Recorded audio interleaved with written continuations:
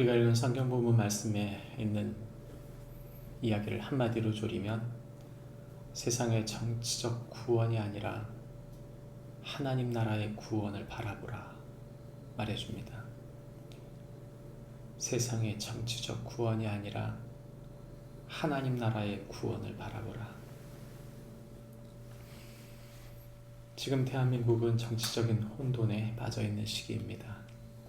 특히 한국교회는 그 신앙관과 구원관에 있어서 시험대에 오르고 있습니다. 마치 정치적인 구원이 교회의 본질인 양 떠드는 것은 위험하기 그지없는 일이죠. 2000년 전 예수님의 예루살렘 입성이 있을 때 사람들의 환호성, 그들은 바로 정치적인 구원을 원했던 것입니다. 그러나 그런 그들이 어떻게 되었습니까? 그들은 결국 자신의 기대에 미치지 못했을 때 예수님을 십자가에 못 박고 말았습니다. 우리가 읽은 성경 본문에 나오는 내용인 바로 그러한 맥락에서 이루어진 것입니다. 예수님께서는 그럼에도 불구하고 그들에 대하여 어떤 마음을 가지셨습니까? 34절 말씀에 보면 예수께서 이르시되 아버지 저들을 사하여 주옵소서 자기들이 하는 것을 알지 못하기 때문입니다 라고 말씀하십니다. 예수님은 하나님 나라와 구원을 이해하지 못한 자들을 용서하셨습니다. 말 그대로 그들은 알지 못하고 있었습니다. 예수님의 십자가상의 가상 7원 중 첫 번째 한마디, 이 용서는 사형 집행자에게 한 것이 아니라 예수님을 십자가에 못 박으려 마음먹었던 당시의 모든 사람들, 그 음모에 가담한 모든 사람들을 용서하신 것이죠. 백성들은 구경하고 있는데 관리들이 예수님을 비웃습니다. 이 관리들은 예수님의 기적을 본 적이 있습니다. 예수님의 기적을 통해서 타인은 구원하고 계신 예수님이 자신은 구원하지 못하고 있다. 그들은 그렇게 알고 있었습니다. 그러나 사실 그들은 예수님의 하나님 나라의 구원을 보지 못했던 것이죠. 군인들은 예수님께서 정치적인 실패자로 알고 있었습니다. 그래서 예수님을 육체적 고통을 주고 있었고 또한 정신적인 수치를 주고 있었던 것이죠. 그러나 그들은 진정 하나님의 보내신 하나님 백성들의 왕 예수님을 몰랐습니다. 십자가에 달린 행악자는 더 선명하게 이야기합니다. 당시 이스라엘의 로마로부터 정치적인 해방을 원했던 당시 백성들의 정서를 따져보면 그가 보기에 예수님은 본인 스스로 그리스도라고 말하면서 십자가에 달려있는 예수님을 조롱하며 너와 우리를 구원하라고 소리쳤습니다. 그는 아마도 당시의 셀로 땅 독립투쟁을 했었던 사람일 수도 있습니다. 다시 말하면 그 또한 정치적인 구원이 모든 것이라고 생각한 사람일 수 있는 것이죠. 이런 모든 정황 속에서 단 한 사람만 예수 그리스도 하나님 나라의 뜻을 정확히 알아보았습니다. 그 성경이 40절부터 43절에 나옵니다. 하나는 그 사람을 꾸짖어 이르되 네가 동일한 정죄를 받고도 하나님을 두려워하지 아니하느냐. 다시 말하면 그를 정죄하면서 그의 사형 선고, 동일한 판결을 우리가 함께 받은 것은 마땅하다.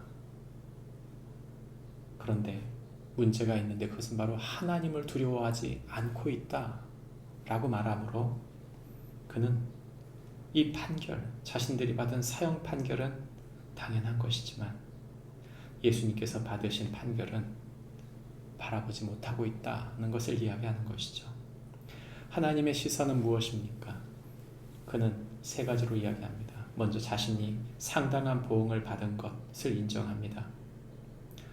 41절에 우리는 우리가 행한 일에 상당한 보응을 받는 것이니, 우리는 우리의 잘못대로 죄를 지었으니 그에 합당한 벌을 받고 있는 것이라고 인정하는 것이죠.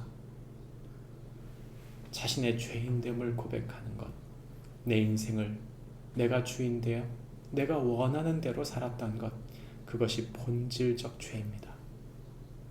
자기 중심성, 우리가 예수님을 믿고 나서도 얼마든지 그 구원을 뒤집어 엎으려고 하는 우리 마음 중심의 자기 중심성은 죄의 본질인 것이죠.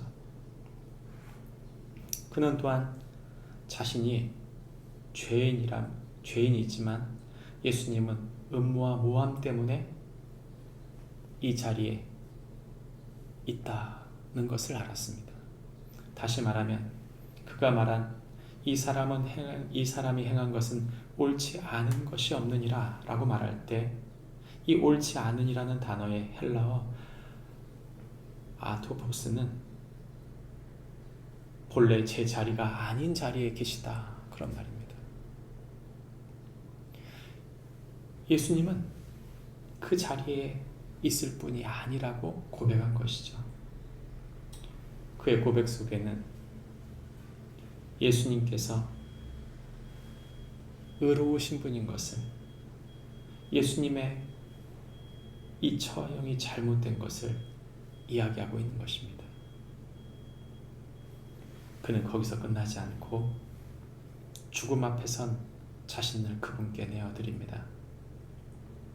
예수님을 정치적인 구원자가 아니라 하나님의 구원자로 인정하며 그가 말합니다. 예수여, 당신의 나라에 임하실 때에 나를 기억하소서.